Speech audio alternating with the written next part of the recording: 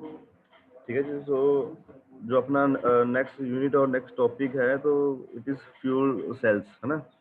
तो आपने सुना होगा कि हाँ जी फ्यूल सेल्स होते हैं। आपने बैटरीज के बारे में सुना होगा कि हाँ जी जो आपकी घर के जो बैटरास बोल देते हैं जिन्हें कभी हम, तो वो फ्यूल बेसिकली वो फ्यूल सेल्स होते हैं ना। तो कभी आपका चार्जिंग प्रॉपर नहीं हो रही होती है कभी बैटरीज की, या कह रहे हैं कि उसकी कैपेसिटी कम हो गई है, तो जब कोई मैकेनिक आता है, जब आप सर्विस सेंटर पे कभी फोन करते हो तो या कुछ वो बोलते हैं कि आप अपने बैटरीज का पानी चेक कीजिए कि हाँ जी उसका पानी कम ना हो। तो बेसिकली हम पानी चेक करते हैं कि हाँ जी उसके ऊपर प्रॉपर मीटर्स लगे होते हैं कि हाँ उनका कलर ग्रीन से रेड चेंज हो जाता है कि जब उसमें फ्लूइड की क्वांटिटी कम हो जाती है, तो हम उसमें एक स्पेशल फ्लूइड डालते हैं कि हाँ जी वो इसलिए डालते हैं कि वो केमिकल रिएक्शन जो हो रही है अंदर वो होती रहेगा ना। तो जो फ्यूल सेल्स हैं बेसिकली इनमें केमिकल रिएक्शंस कॉन्टिन्यूसली होती रहती हैं, जिसकी वजह से हमें इलेक्ट्रिसिटी प्रोड्यूस होती है। तो इसके बारे में अगर देखें तो जब इस if you talk about the history, जो दे वर इन्वेंटेड एट अबाउट 1840। तो 1840 में ये आए थे। तो इलेक्ट्रिक व्हीकल्स जो अपने थे उनके लिए पावर सोर्स थे। तो with in next 20 to 30 years revolution आ गया मार्केट में कि जब ये आ रहे हैं कि जो बैटरी ऑपरेटेड था जो सारा कुछ था, तो एक एक बड़ा रेवोल्यूशनरी ये था आपका कि इन्वेंशन जब फ्यूल सेल से इंट्रोड्यूस हुए थे। तो बेसिकली उसमें कुछ केमिकल रिएक्शंस कुछ हो रही थी, तो उसके बारे में ये है।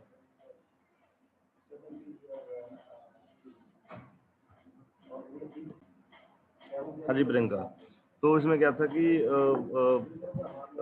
कुछ बेसिक प्रिंसिपल था कि जिस पे फ्यूल सेल्स वर्क करते हैं। तो हाइड्रोजन एज फ्यूल था और ऑक्सीजन था, तो दोनों का कॉम्बिनेशन बन के तो हमारा केमिकल रिएक्शन हो रहा था। तो इसमें बेसिकली क्या है इसमें,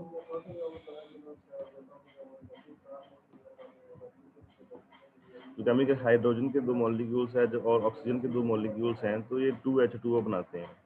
हाँ, तो एज स्टेटेड हियर अब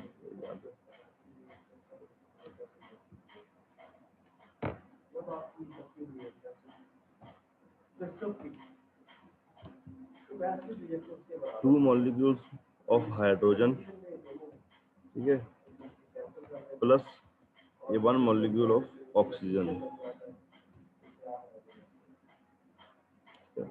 इससे आपका दो वाटर बन रहे हैं।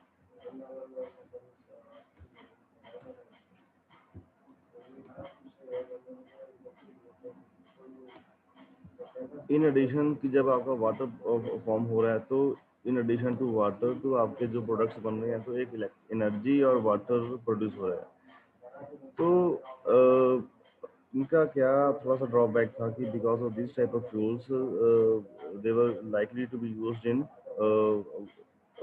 जो भी आपके व्हीकल्स है, तो एट मॉडेस्ट टेम्परेचर इनका था एक क्राइटेरिया कि हाँ जी इस टेम्परेचर के ऊपर ये वर्क नहीं कर सकते हैं। तो बेसिकली इसमें क्या था, so there was no nitrous oxide produced by reaction between the components of air used in this fuel cell. So a fuel cell vehicle could be thus described as zero emission। इसमें कुछ भी bio product इसका कुछ भी नहीं था कि हाँ जी अगर अगर हम बात करें कि इन्वायरमेंटल पोल्यूशन है या कुछ है, तो ऐसा चीज में ऐसा कुछ भी ड्रॉबैक नहीं था इसमें। तो नॉर्मली केमिकल फ्यूल था, हाइड्रोजन भी इजीली अवेलेबल है। तो जो आपका सोर्स ऑफ एनर्जी था, तो इसके अलावा range of fuel cell vehicles potentially they were quite satisfactory. They thus offer the only real prospect of a silent zero emission vehicle with a range of performance broadly compatible with IC engine vehicles जो था। तो मतलब basically हम ये कह सकते हैं कि जब आपके फ्यूल सेल से इंट्रोड्यूस हुए तो ये एक रेवोल्यूशनरी था, मार्केट में रेवोल्यूशन ये लेके आ गए थे आपका। तो कोई भी चीज़ जब हम नई इन्वेंट करते हैं तो उसके कुछ इश्यूज उसके रिलेटेड में होते हैं कि हाँ जी।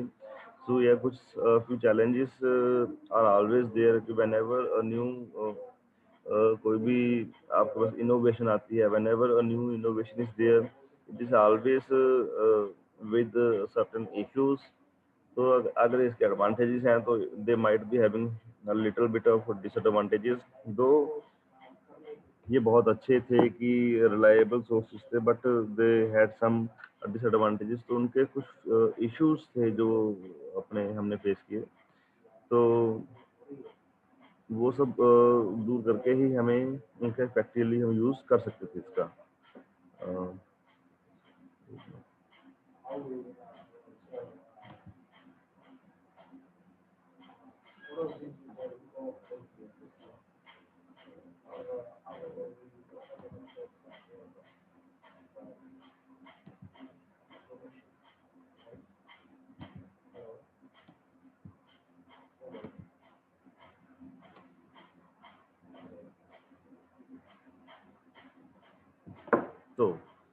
तो जो इसमें से मेन इश्यूज थे दिस वर ये, तो हम मैं आपको तो एक तो one of the issues was cost, क्योंकि जब जब ये इन्वेंट हुए तो देवर कॉस्टलियर, क्योंकि न्यू इन्वेंशन थी, तो उसकी वजह से इसे इनका सारा जो भी था कंस्ट्रक्शन थी या कुछ भी था, तो जो केमिकल रिएक्शन हम कर रहे हैं, तो it was very costly. So fuel cells are currently far more expensive than IC engines. तो एंड इवन जो हाइब्रिड हम इलेक्ट्रिक इंजन वगैरह यूज कर रहे हैं, तो फ्यूल सेल्स हैं जो उनसे थोड़े से कॉस्टलियर हैं, बट स्टिल कि अगर वो चाहे हाइब्रिड हम यूज कर रहे हैं आ गए हैं, तो स्टिल जो फ्यूल सेल्स का यूज है, वी कैनॉट डिनाई और neglect the use of fuel cells we are having this days. क्योंकि अभी a lot more has to be done as far as hybrid engines have hybrid batteries are concerned, तो अब अभी बहुत कुछ होना बाकी है। तो till then तो we have to rely on fuel cells। तो इसमें one of the issues was water management issue। So it is not at all self-evident why water management should be such an important and difficult issues with automotive fuel cells।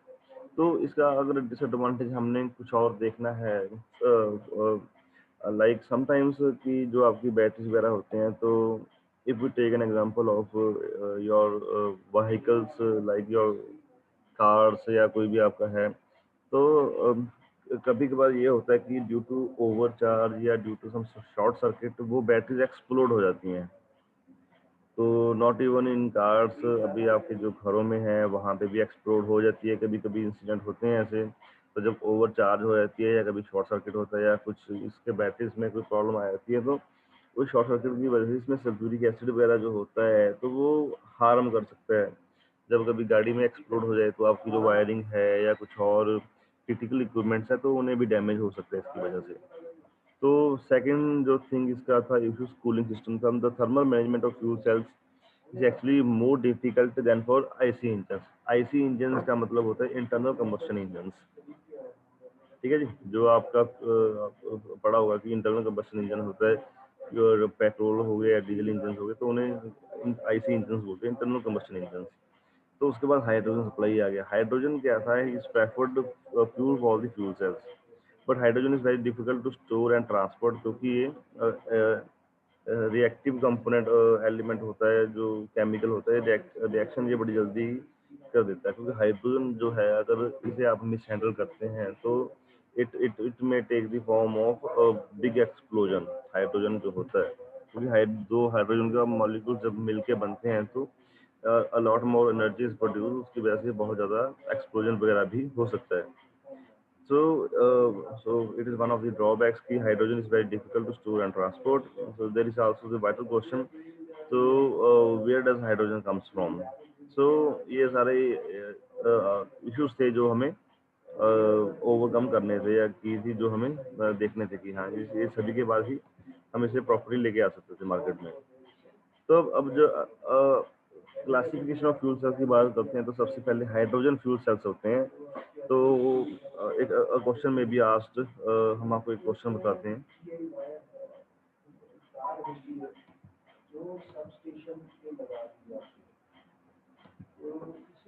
जो question आपसे पूछा जा सकता है तो इसमें sir what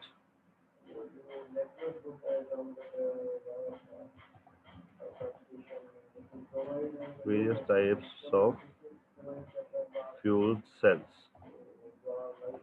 तो ये क्वेश्चन ये है, और दूसरा 2 नंबर का क्वेश्चन आपको आ सकता है, what is the basic principle of hydrogen fuel cells. तो second question is what is the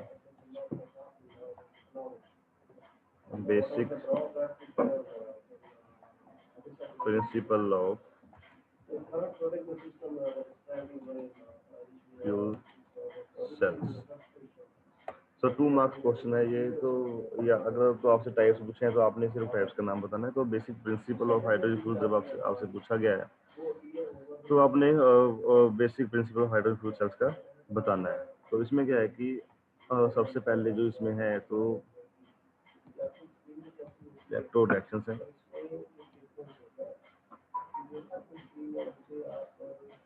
So the basic principle of fuel cells हम बोल सकते हैं, it is basically release of energy following a chemical reaction between hydrogen and oxygen। जब आपका hydrogen और oxygen मिलते हैं तो उनका जो बायो प्रोडक्ट बनता है it is water. along with water energy is produced, so that energy so produced is being utilized by us to do the useful work जो भी हमने करना है। So the key difference between this and simply burning the gas is that energy is released as an electric current rather than heat। तो ठीक है जी। तो batteries use कर रहे हैं तो इट इज ऑब्वियस कि जब हम बैटरीज प्रोड्यूस करते हैं तो बैटरीज में हमारे पास करंट प्रोड्यूस होएगा, नो हीट इज प्रोड्यूस्ड। क्योंकि अगर हीट प्रोड्यूस होनी है तो इट इज डेंजरस थिंग कि वो एक्सप्लोड वगैरह हो सकता है। तो बेसिक थिंग इज कि जब आपकी बैटरीज में केमिकल रिएक्शन हो रहा है तो उसका जो यूजफुल वर्क करने के लिए हमारे पास जो एनर्जी आ रही है it is always in the form of electric current. तो उस इलेक्ट्रिक करंट से हम अपना यूज कर सकते हैं। तो इलेक्ट्रिक करंट से हम आप इल्यूमिनेशन कर सकते हैं या कुछ भी है, या आपकी कोई भी इक्विपमेंट्स रन हो रहे हैं या कुछ भी हो रहा है तो those equipments can be run with the use of electric current so produced in the fuel cells। So अब इसमें क्या है कि अगर कि how energy is produced, second question में भी asked how energy is produced in the hydrogen fuel cells. तो सेकंड क्वेश्चन जो आ रहा है यहाँ पे रेज हो रहा है, क्वेश्चन नंबर 2 इज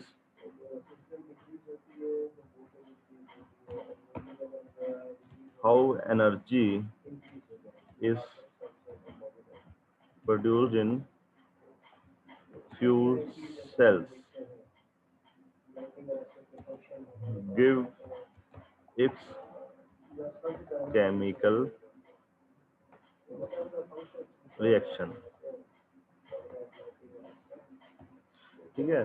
अब ये तो हम बोल देते हैं कि कोई भी आपसे पूछे you you you can simply say energy is produced in fuel cells. ठीक है, वो हर कोई बता देगा आपको। वो एनर्जी जो है वाटर तो प्रोड्यूस हो ही रहा है, बट जो स्पेसिफिकली वो एनर्जी प्रोड्यूस हो रही है तो how this energy is produced in the chemical cell. तो आपसे ये क्वेश्चन 2 नंबर का पूछा जा सकता है कि how energy is produced in the fuel cells and इसका जो भी केमिकल रिएक्शन है तो you have to give the chemical reactions too. तो इसी केमिकल रिएक्शन को जो आपने देना है तो इसके आपको मार्क्स मिलेंगे, तो ये आपको याद रखना है। तो अभी हम वापस आ रहे हैं इस पे। तो एनर्जी बेसिकली कैसे प्रोड्यूस हो रही है, तो हम जो केमिकल रिएक्शन हमारे हम हो रहे हैं तो उसे हम सेपरेटली अंडरस्टैंड करेंगे स्टडी की। तो we need to consider the separate reactions which are taking place at each of the electrode. जो भी इलेक्ट्रोड आपके बैटरीज में यूज हो रहे हैं तो हर एक सेपरेट केमिकल रिएक्शन यूज हो रही है। तो वो कलेक्टिवली जब हो रही है तो कलेक्टिवली वो इलेक्ट्रिसिटी प्रोड्यूस कर रहे हैं। So if we start with the cell based on acid electrolyte, जिसमें होता है कि अगर एसिड इलेक्ट्रोलाइट की हम बात करें तो we shall consider the simplest and the most common type of electrolyte. उसमें क्या हो रहा है कि एट द एनोड एंड जो केमिकल इलेक्ट्रो फ्यूल सेल में केमिकल रिएक्शन हो रही है इट इज 2H2 को जब हम इसमें ये ब्रेक हो रहा है 4 हाइड्रोजन प्लस 4 इलेक्ट्रॉन इसमें रिलीज हो रहे हैं। तो ये केमिकल रिएक्शन हो रही है। तो जब ये रिएक्शन अक्सर हो रही है तो this reaction actually releases the energy and at the cathode oxygen reacts with electrons taken from the electrode and H positive ions from electrolyte to form the water। जो रिमेनिंग है oxygen plus 4 electrons plus 4 hydrogen atoms हैं जो, तो वो मिलकर जो water है वो आपका बायो प्रोडक्ट बन रहा है। सो कंटिन्यू विद दैट, तो इसके बाद हम अपने नेक्स्ट लेक्चर में कंटिन्यू करेंगे जो भी इसके बाद में